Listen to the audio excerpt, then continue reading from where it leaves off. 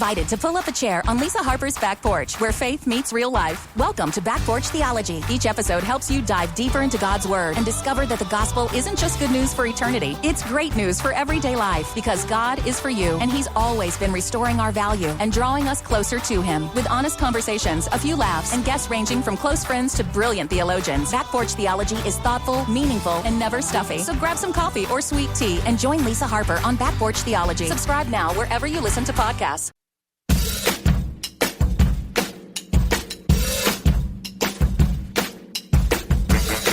One of these men is a highly respected New York attorney, Lucas A. Ferrara. The other is a self-proclaimed man of the people, known as Mert Roberts. Their aim is to discuss the hottest issues impacting our city, state, and nation. Fasten your seatbelts. Shake it off with Mert and Lucas. Live starts now on AM 970. The Answer.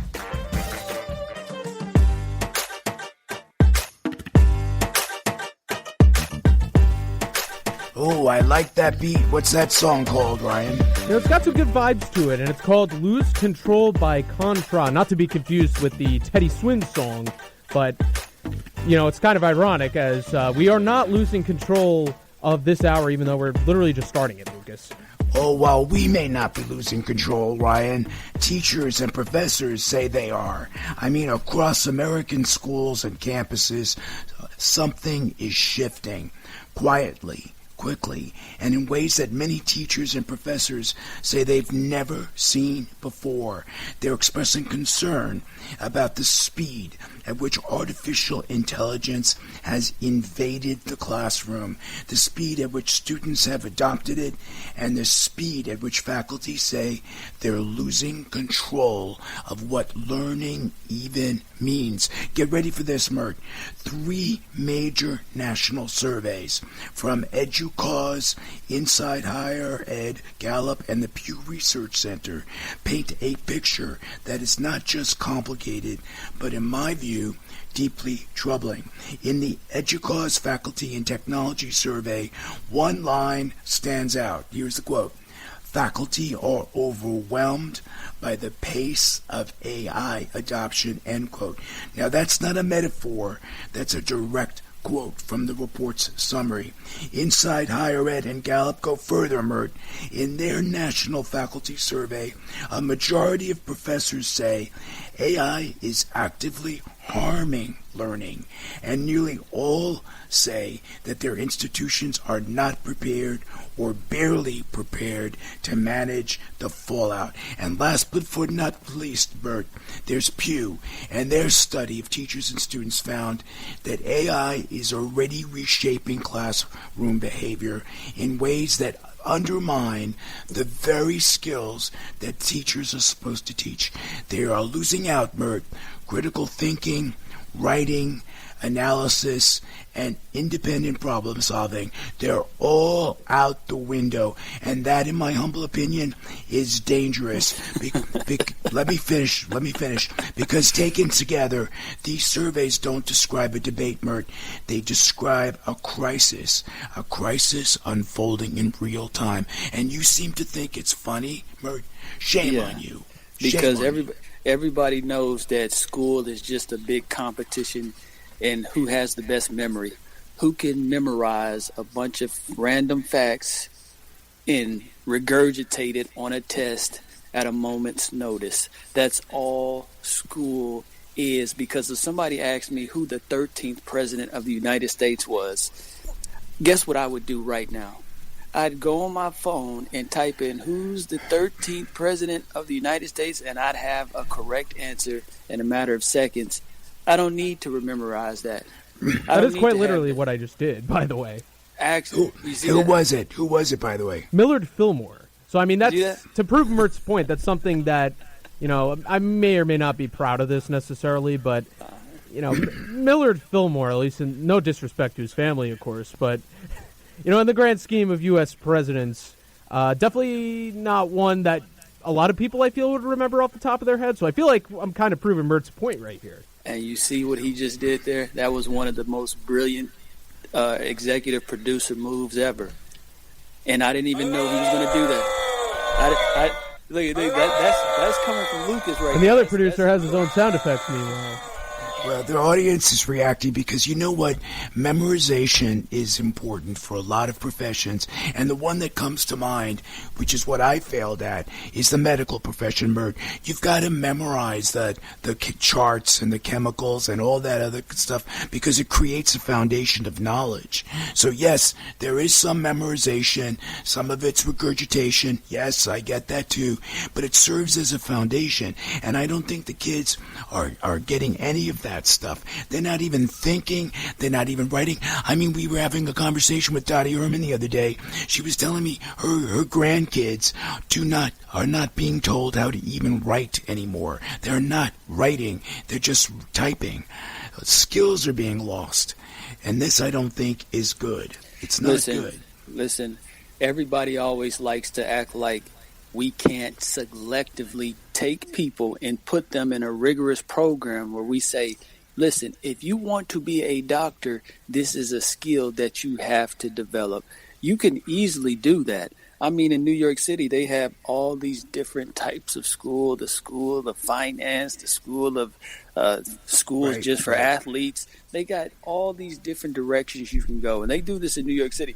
So if you want to be a doctor, and you need to have these memory skills, you can develop that because other countries do this, but because of their government and how things are set up over there, they kind of get away with it. But they usually select certain students and they force them to be certain things because they have the aptitude for it. A lot of people don't have the aptitude to be a doctor, and in America, all it would take is a couple tests, and you could figure all this stuff out. But you're not about to flip my mind. I know what school is. It's just a big competition. Who can remember how to spell this word and all this stuff? All a bunch of stuff that don't matter. Well, but I don't remember half the stuff. We're talking about AI, though, Mert. And I think the EDUCAUSE is saying that faculty members, 70% of faculty members, are saying that AI is increasing academic dishonesty. And over 60% say AI is reducing students' ability to think independently, Mert. And more than half say their institution is providing little to no guidance on how to respond to these AI abuses. That's what we're talking about now. AI is eating away at the education system and how we educate our kids, and it is encouraging kids to be slackers, to cheat. Instead of thinking, they press in a few keywords and the computer generates a report. That should be unacceptable. That's unacceptable. What's the point of homework then? This is what homework is. Homework when I take when I go home and do your homework. Let me ask you something. I do my homework at home. Go ahead. When you did your homework, did your mother or did a guardian do your homework, or did you do your homework? I could look up all the answers. There was no pressure. I had all the time in the world to fill in the correct blanks. But you did the work is the point. You didn't have somebody else do it for you. Oh, wait a minute. Hold on a second. I'll let you finish, but let me answer that and respond to that. Technically, I didn't do the work. All I did was write what I looked at in the book and wrote it in the correct place. So I'm doing the same thing I could be doing in the classroom. Look up this information and write it in these little slots on this page, and I could get an A. But it's not just that, Mert. If the teacher said work up a paper on a certain topic or the news of the day, the kids are not doing that. They're cheating and going to AI. Hey, you're a kid. Ryan, are you cheating and using AI? Or don't you think it's cheating?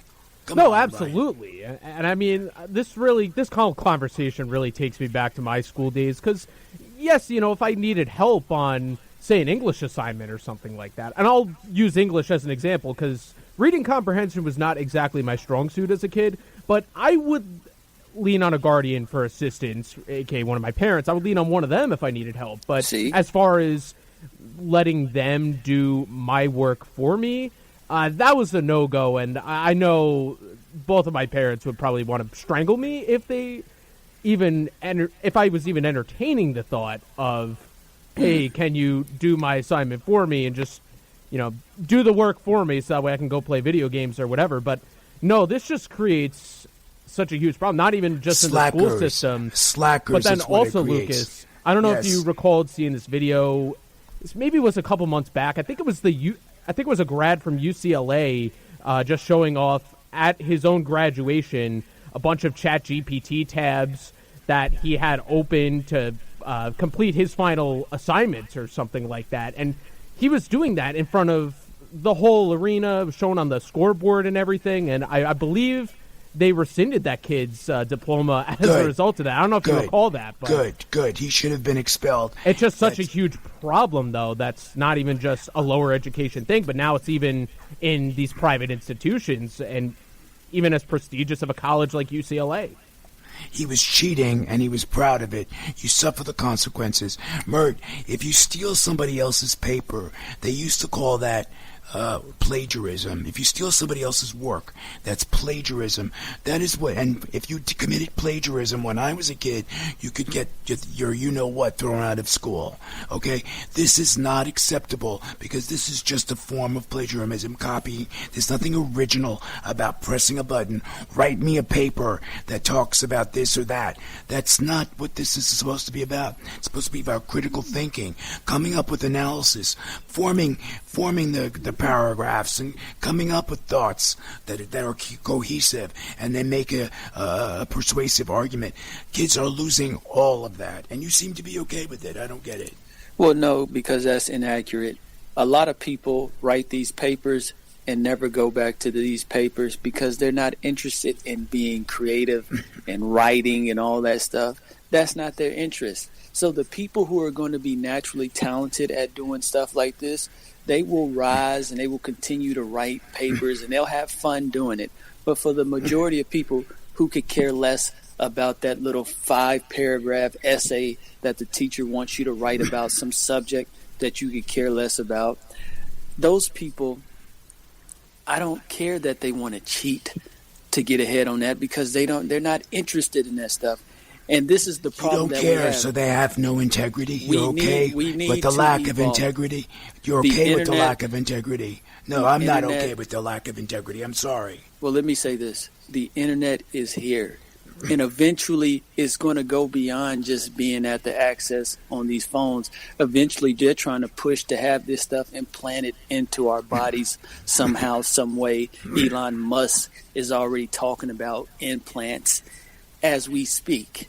So when that person who has these implants and they can access all this stuff and it'll be one with their body because it'll be implanted into them. Once that person shows up into your child's school, you will all of a sudden want your child to be able to access the web. But you know, Mert, if all these implants suggest to me that all you're doing is reading or regurgitating what a machine is putting on your screen or putting on your eyeglasses or however else you're supposed to read this stuff if it's implanted in your body, it's not original.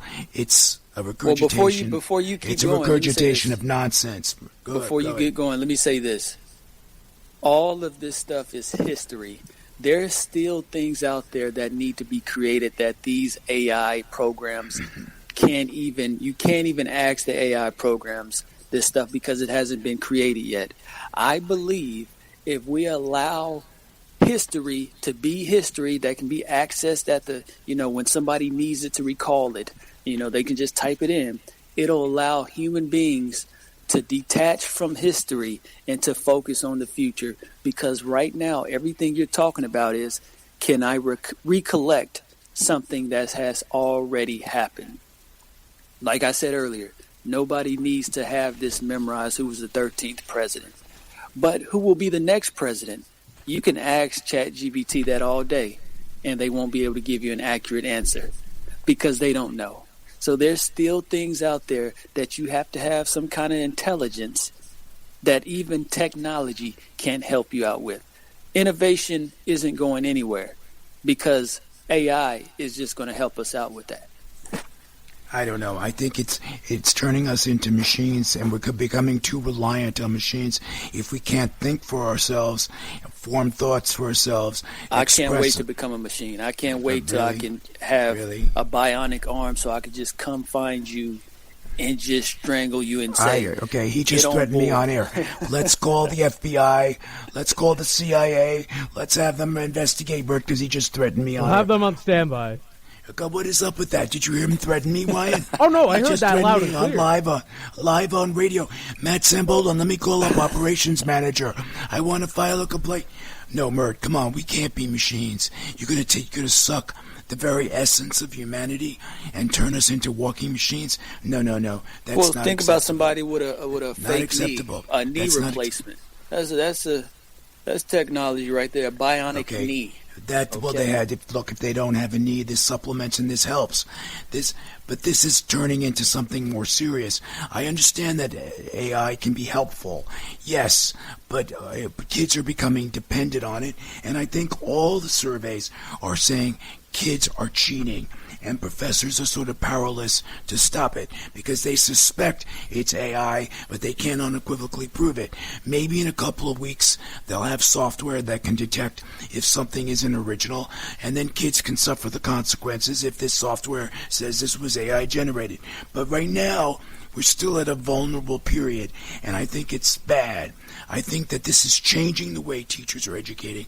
You can no longer trust homework assignments, is my point. And I think now the importance of in-class learning, in-class debate, in-class discussion is now of key importance because you can't trust kids once they leave the classroom. They're going to go back to their devices and cheat away. Don't you think the structure needs to change? Well, I can't answer that with any confidence because I don't know if you can trust teachers because what are they pulling from? Are they coming up with all this by themselves, or are they using AI to come up with lesson plans and a way to teach the kids? So I'm pretty sure there's a bunch of teachers who are using AI to help them teach their classes, and you don't want the children, the students, to be able to use the same technologies. I don't agree with that. Well, because teachers are older and are already have gone through the education process. You know what I mean? So if this is going to supplement what they already know, that's one thing. We're talking about kids in the formative years of development, Mert. Critical thinking. They're losing these abilities. They're losing these skills. It is totally different than a teacher using AI. I've seen a kid. Go ahead. No, but I feel like, and to both of your points, I feel like this also really does speak volumes for everybody, that we're just becoming way too reliant on AI as a whole. And this isn't even just a kids thing, but, even with the older adults too, say older teachers, for example, just relying on ChatGPT and all these other AI programs to come up with lesson plans. I mean, yeah, that's fine and dandy and all, but then you got to remember, well, how much of an impact is that going to have on your own brain power as a whole? And I'm going to be sounding like a doctor here. I'm no doctor by any means, so don't take medical advice from me. But the way I see it here, this isn't going to be good for the brain power, especially at an older age. You're saying, but you got to understand this. We're already a weaker human being physically because we rely on technology so much. Think about it. The heat that we rely on in the wintertime, the farming system. Right, but we're talking specifically about AI, Mert, and the status quo. You're missing the point. You're missing technology the point. too, and all that. You're missing the point. The status quo is not sustainable. Faculty know it, students know it, institutions know it. The question now is not whether AI will reshape education. It has. The question is whether higher education can adapt quickly enough and honestly enough to preserve the integrity of learning in an age when machines can think faster than students can write. And while on the topic of thinking, we think it's time to welcome you to episode 84 of Shake It Off with Mert and Lucas Live. This is Lucas Ferrara, and with me in the studio is none other than my co-host, the Mertinator, Mert Roberts, working the board Ryan Pagano has got a highly rated podcast called Pack's Perspective. Check it out. When we come back, we'll be joined by Carolyn Jane Knight.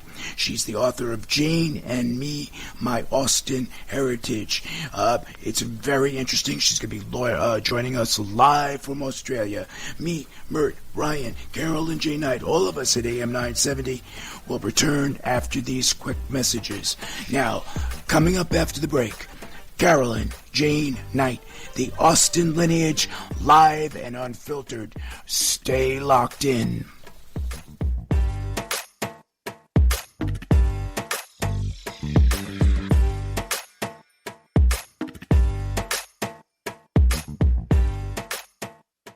Over the last 30 years, Newman Ferrara, a New York City law firm, has evolved into a national practice focused on real estate, commercial, litigation, civil rights, class actions, and other complex litigation, representing many of the city's largest property owners, managing agents, and thousands of tenants. Newman Ferrara handles some of the nation's most significant class actions and civil rights matters. Newman Ferrara at 1250 Broadway in New York City. Go online to newmanferrara.com. That's newmanferrara.com. Listen to the firm's name partner, Lucas Ferrara, every Saturday at 10 a.m. on Dottie Herman's longest-running real estate radio program, Eye on Real Estate on AM 970. A real estate lawyer for 35 years, Lucas is a professor at New York Law School and is also a published author with books on real estate and New York's landlord-tenant law. Tune in Saturdays at 10 a.m. to hear Lucas's unique perspective and advice on Eye on Real Estate. Unity Bank is dedicated to community-oriented banking and offers a full range of services including business and personal accounts, business loans, and mortgages. Unity has locations throughout New Jersey and in Lehigh Valley, Pennsylvania, expanding its footprint to 21 retail locations. If you're a small business owner, you know how frustrating it is to be a nobody at the big banks. You should be banking at a community bank like Unity. You can have a personal relationship with the president and CEO, my good friend Jim Hughes. Jim asks that you call him directly at 908-713-4306, 908-713-4306, or send an email to james.hughes, Hughes, at unitybank.com, and Jim will get right back to you. You can't get this type of service at the big banks. Visit unitybank.com. FDIC insured, equal opportunity employer, and equal housing lender. Unity Bank, growing with you. My kids are growing up in my hands, and there's nothing I can do to provide and do more for them. So I'm basically just living on a good neighbor. No more you down? That's bad. We had a little something today, but that's not always the case. We eat when we can eat, whenever someone gives us a little bit of food to cook. Eating when they are only given a little bit of food is the reality of many moms and children in Latin America and Central America and some of the poorest countries of the world. Those are also the same countries that Food for the Poor is in. And friends, our goal this year with Food for the Poor is to help reach 720 kids who are in the worst of worst circumstances. And your gift right now feeds a child 2 meals per day for the coming year and clean drinking water for the foreseeable future. 855-907-4673. 855-907-4673. 855-907-4673.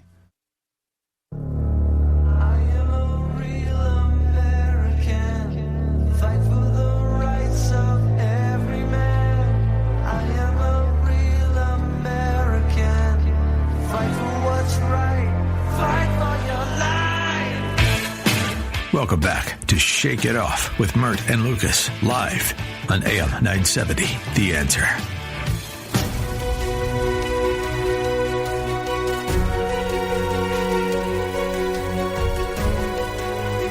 Now, what's that song called, Ryan? So this one, Lucas, is called My Inspiration by Crab Music. Really went all in on the inspirational theme for this thing. Well, as the architect of the modern novel, Jane Austen has inspired millions, that's for sure. That's why it's an honor to have Carolyn Jane Knight with us on the program today. She is Jane Austen's fifth great-niece and the last of the Austen descendants to grow up at the Chawton House, the ancestral estate where Austen lived, wrote, and published her most celebrated work. Carolyn spent her childhood in the very rooms, gardens, and traditions that shaped Austen's world, eating from the same Wedgwood dinner set Jane wrote about, browsing the same family library, and welcoming the thousands of readers who made their pilgrimage to the great house each summer. Today, Carolyn is an international speaker with more than 150 presentations across 4 continents, bringing audiences an intimate, first-hand view of Austen's life through family stories, heirlooms, and artifacts known only to her lineage. She is the author of Jane and Me, My Austen Heritage, and the founder of the Jane Austen Literacy Foundation, as well as director of the Austen Knights of Chawton, a family archive where she's preserving the memories, photographs, and oral histories of the last generation to have lived in Austen's ancestral home. Her work offers something no scholar or biographer can replicate: Jane Austen's world told through the eyes of her own family. And we're honored to have her joining us live from Australia. Welcome to the program, Carolyn. Thank you very much for having me. Oh my goodness, it is such a pleasure and honor. Now, you are the last Austen descendant to grow up inside Chawton House, the very manor where Jane lived, as I noticed, and published most of her beloved novels. What does it mean to be the final living link to that world? Well, I think, in fairness, it's me and my brother. We're the last generation to have grown up there. And, of course, when you're a child, you just accept what you grow up with, don't you? I mean, you don't necessarily, as a child, realise quite how extraordinary things are.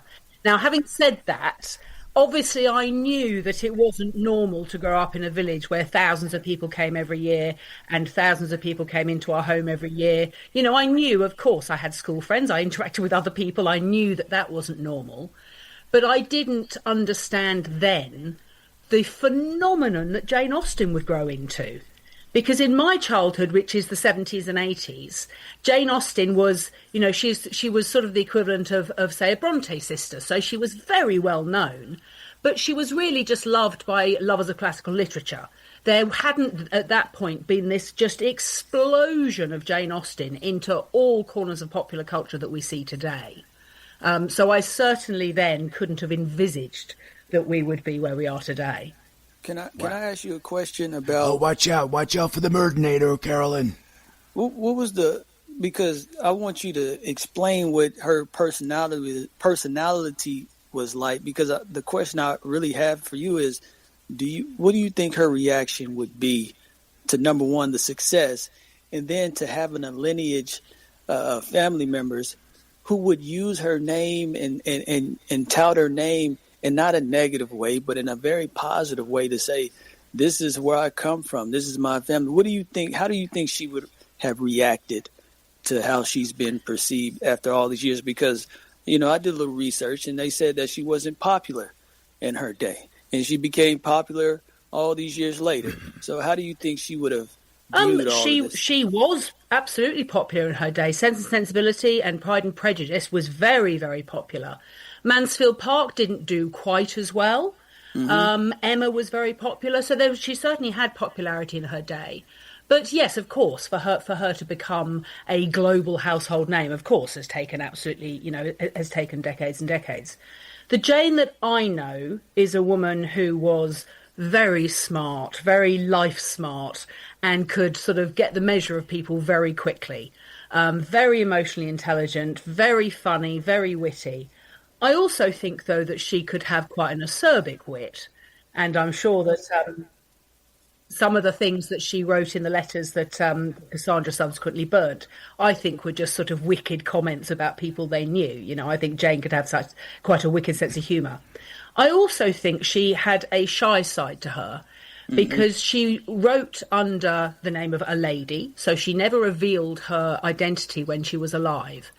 And whilst people may say that's because writers writing wasn't approved of in her time. Women writing wasn't necessarily, approved. But there were other women writers of the time writing under their own name. There's no indication that her family or anybody stopped her writing under her name other than herself. Which does lead one to question whether or not she certainly wanted to be a well-read and published author. That was her goal, and she has achieved that in bucket loads. But in terms of her actually being a celebrity in the way that someone like her would be now, as I said, the fact that she wrote under the pseudonym of a lady and never revealed her own identity does make me question whether or not she would love it now, and whether she would, have millions of followers on a social media platform, or whether she'd still be quietly at home, enjoying the garden and writing anonymously. So when it comes to you, because you're here, we want to interview you. We want to know how you feel and how you think. Have you always been proud to use the name, did you ever go through a period where you were like, I don't want to be attached to somebody. I think I'm smart on my own right. I don't want to have to go around telling people. Yes. So the first 18 years I had in Chawton, and I grew up phenomenally proud of Jane, of our entire family heritage. I mean, growing up in somewhere that, John Knight, and obviously I'm Caroline Jane Knight, but John Knight built in 1588. I'm 17th generation. That of course, there's a lot of pride that comes with that. Mm-hmm. But when I was 18, my grandfather died, and I'd grown up knowing that we were never going to be able to keep Chawton House as our family home once he died. The economic and sort of social and political changes in the sort of 19th and 20th centuries in the UK just spelt the end of the vast majority of ancestral homes in England. So when I was 18 and my grandfather had died, we had to leave Chawton House. And yes, that was a phenomenally difficult period in my family's life, in my life. And I, as an 18-year-old, didn't react to that very well. And actually sort of strode off in the opposite direction, absolutely determined that I was never going to go back to Chawton again. I was never going to have anything to do with it. And I actually didn't tell a soul from the age of 18 until I was 43. So that's 25 years. I didn't tell anybody that I had this connection. I left the area. I went and now I live in Australia. And for years here in Australia, nobody knew that I had this connection at all. I was in a marketing career, just going about my business, having a career and not involved in this at all. But then in 2013, that was the 200-year anniversary of the publishing of Pride and Prejudice. And that was just a real moment in time where the whole sort of world's media lit up around that anniversary. And there were, Pride and Prejudice and Jane Austen talks on in every cultural centre, in where I was. And then a Jane Austen tea room opened about 10 kilometres from my house. Nothing to do with me. That was just a coincidence. But all of these things were sort of happening. And I just thought at that time, it's time that I come out of the shadows, if you know what I mean, and that I actually share what I know. I share my experience, I share my family heritage, because when we're gone, this is done, and when we're gone, nobody else will know Chawton House as a family home. Nobody else is growing up with those same family stories. Let me cut you off. So I realised at that point, first of all, that I had a lot that I could share that I thought might be of interest to people, but also that there was a philanthropic opportunity. And in that moment, that's when the idea of the Jane Austen Literacy Foundation came. I just thought at that point Jane had grown into this global phenomenon.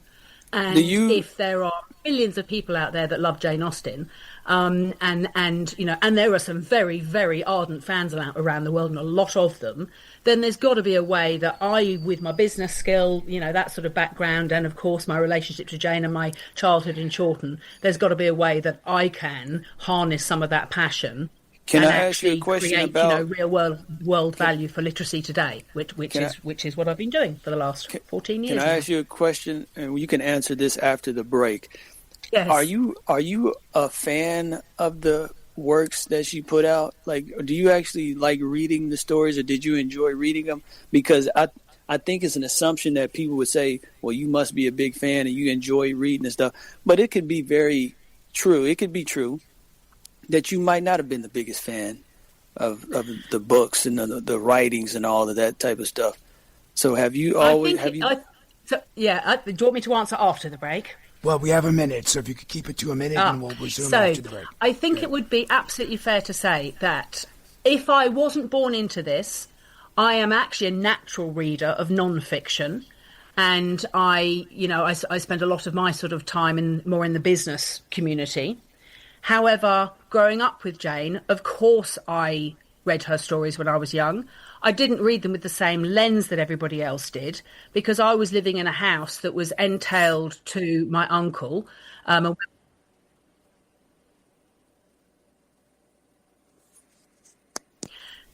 when we sorry, I've lost my train of thought now. Well, we have to take a quick commercial break. Sorry about that. But have no fear. When we return, Carolyn will rejoin us. You can learn more about Carolyn and her book, Jane and Me, My Austen Heritage, at austenheritage.com. That's AUSTEN heritage.com. Of course, she's also on Amazon, wherever books are sold, and we'll have links posted on our website. Mert, Ryan, Carol, and I certainly hope you'll stay right where you are. We're taking a quick break. When we come back, the last living Austen descendant returns with more charm, more insight, and probably better manners than the rest of us combined. Don't wander off.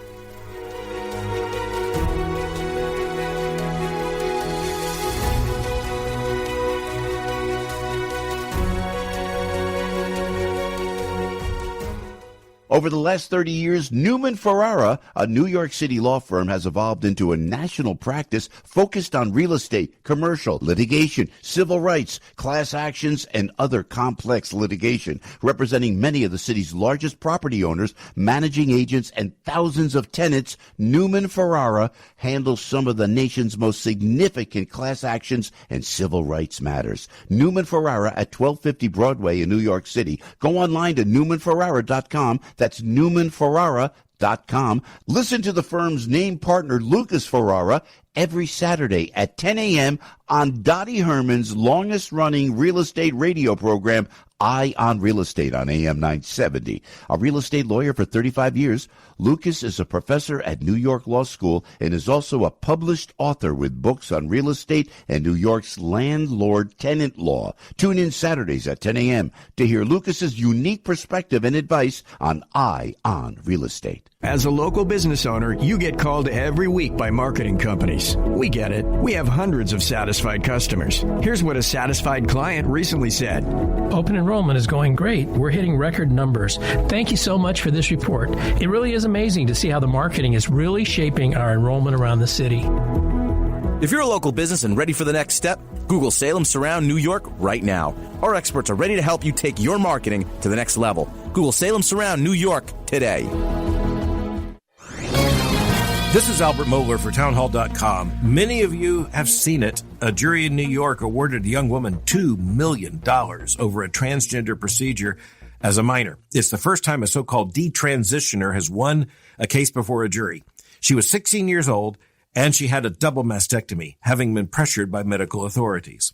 The New York Times ran a big story headline, "Woman wins a lawsuit over gender surgery as a minor." And then one day later, here's another headline, quote, "Doctors Group endorses restrictions on gender-related surgery for minors." That would be the American Society of Plastic Surgeons. Then just a day after that, a statement came from the American Medical Association saying that the best standard of care for minors is to delay these treatments. You know, the pro-LGBTQ movement is trying to say there's nothing big here, but this is a wave. We're seeing social ridiculousness now being called to account. May it continue. I'm Albert Mohler. You're listening to AM 970, The Answer, your trusted conservative voice. Now, New York City has a new trusted conservative TV network, Salem News Channel, home to the brightest minds in conservative opinion. And you can watch Salem News Channel for free over the air with an antenna. Watch Salem News Channel on channel 45.7. Learn more at snc.tv. That's snc.tv.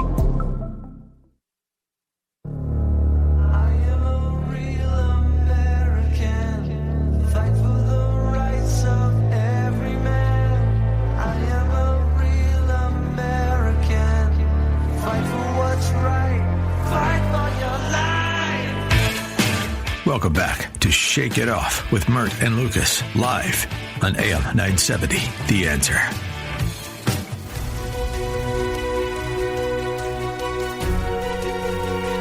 We are back. We've been speaking with Carolyn Jane Knight. She's Jane Austen's fifth great-niece and the last of the Austen descendants to grow up at Charlton House, where she lived the same rooms, traditions, and heritage that shaped Jane Austen's life and work. Now, Carolyn is the author of Jane and Me, My Austen Heritage, a memoir that blends family history, personal recollection, and the intimate Austen world perspective she now shares through global speaking engagements and her heritage preservation work. You can learn more about Caroline and her work, Jane and Me, at AustenHeritage.com, AUSTEN heritage.com. Of course, her book is also available on Amazon or wherever books are sold, and we'll have the link posted on our website, shakeitofflive.com. Did I get that right, Carolyn? You did. Thank you very much. Wonderful. Now, your memoir, Jane and Me, shares your childhood inside the Austen world. Now, what is one story from your upbringing that readers are most astonished or surprised by? I think the fact, actually, that people are most surprised by is the fact that I spent 17 years living at Charlton House with my grandfather, Edward Knight III, and he is Edward Austen's, so that's Jane's brother. He's Edward Austen's great-great-grandson. And I spent 17 years living in the same house as him, but we never had a conversation. The only time we ever spoke was on his deathbed. And when people hear that, I know in today's world, that sounds really peculiar, that a grandchild and a grandfather would live in the same house for 17 years and not interact.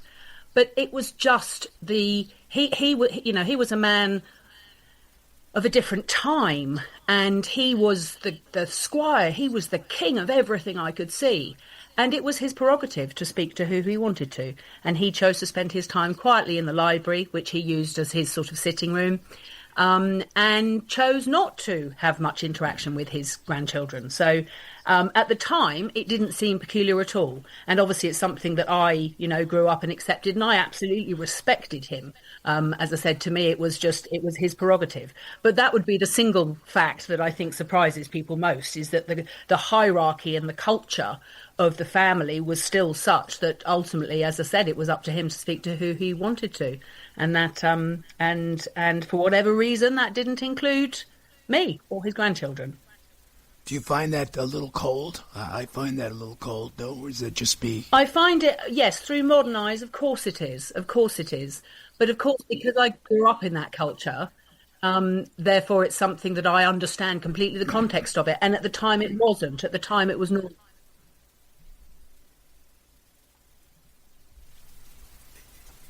Hello? Well, she might have dropped. Hey, no, I can hear Carolyn. You. I'm sorry. I'm sorry. Go ahead. So you were saying at the time we lost you there. Okay, go ahead. Yes, that's the producer also. We're looking for you. So you were saying at the time within the context. I was just saying at the time within the context of the family and the tradition and everything, it didn't feel odd. It didn't feel cold that my grandfather was a withdrawn sort of man and sort of, and if you read your Austen and you think about, Mr. Bennet in his study, well, he invites in who he wants to.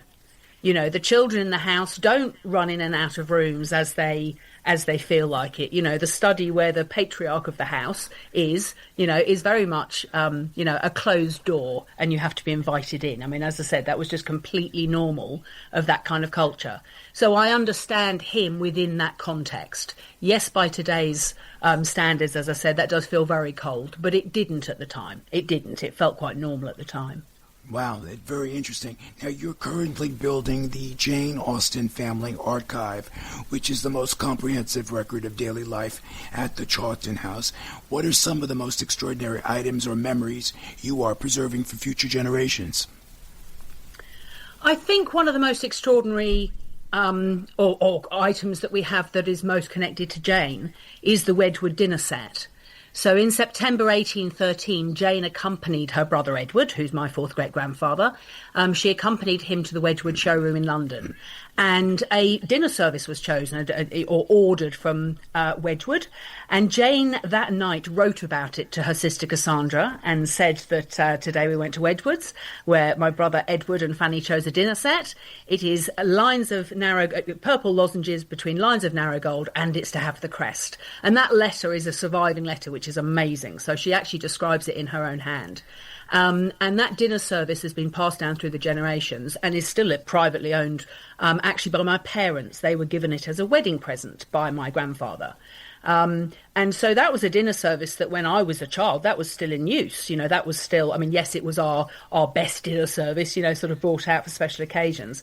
But that was still very much in use. And that's a dinner service that Jane, she ate from that many times. So we were eating from that dinner service, sitting at the same dining room table that Jane ate from, using the same Hester Bateman silver cutlery as Jane. And that, that sort of, and that coupled with the fact that we still have the recipe books from these houses when Jane lived there. Cooks used to write their own recipe books in those days, as recipes were sort of shared amongst them. They'd write them down. So all of that together just can paint such a lovely picture for people. The thought of Jane, sitting down for a wonderful dinner at Chawton House, being dined again, just as you'd expect in an Austen novel. That's a feature that people enjoy. Now, I've been reading, and please correct me if I'm wrong, you are going to be offering personal tours of Chawton. What will visitors experience when they walk through the home with you, someone who's actually lived there? Well, what I'm actually going to be doing this year, and I have to say, I haven't publicly shared this yet, so this is the first announcement of it. But what I'm actually going to be doing is Jane's novel Emma. There are enormous alignments between Emma and Chawton and my family. I believe that Chawton was the inspiration for Highbury. I believe that we know who was the inspiration for Mr. Knightley, who was the inspiration for Emma, who the inspiration for Miss Bates was, and that it's set in Chawton. And I have a lot of evidence that's been, and information that's been passed down through the family. So that's what I'm actually going to be doing, inviting people from mid-June to mid-July. I'll be in Chawton. And people will be able to join me for a day. There'll be many days in that time to choose from. And people will be able to walk through Chawton with me in Chawton House. And I'm going to share this story of the fact that Highbury is actually Chawton, and the theory or the legends that have been passed down through my family about Emma that have not to date been put out, have been shared. So this is going to be brand new for people. How exciting. And how do people find out about these tours, or what website should they go to? Well, they'll actually go on sale in about 2 weeks. So as I said, my launch date is the 1st of March. And if people keep an eye on austinheritage.com, it'll go up for sale there. But also my social media. So I'm Jane Austen's niece on, Facebook and Instagram. And I will be, of course, sharing there as soon as those tours go up on sale. Well, thank you so much for that scoop, and thank you so much for joining us live from Australia to talk about your life and your book and your great work. And please keep in touch and keep us posted. We would love to have you back on. But unfortunately, we've run out of time. Pleasure having you on the program. You can learn more about Carolyn and her book, Jane and Me, My Austen Heritage, and about the tours, austinheritage.com, AUSTEN. heritage.com. You'll find her book on Amazon, wherever books are sold, and we'll have links posted on our website, shakeitofflive.com. Bless you, Carolyn. Pleasure and honor. Thank you for having me. Well, my friends, that concludes show number 84. May I hear an amen?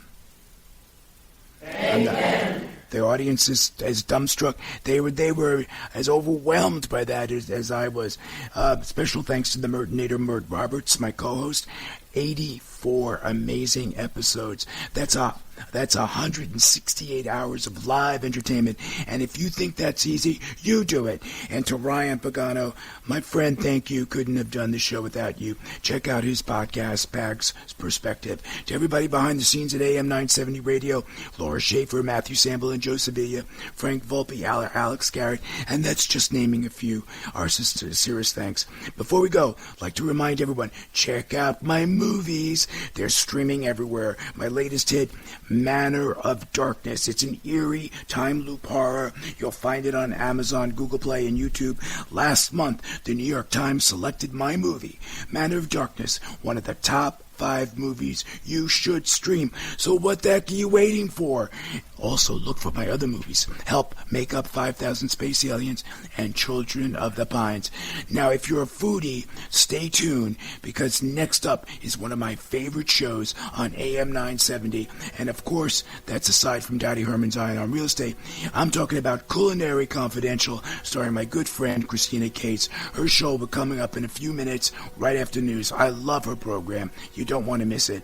All right, my friends, believe it or not, our time has run out. So join us next week when we'll have more controversial topics and more special guests just for you. Same time, same place. Ciao, ciao.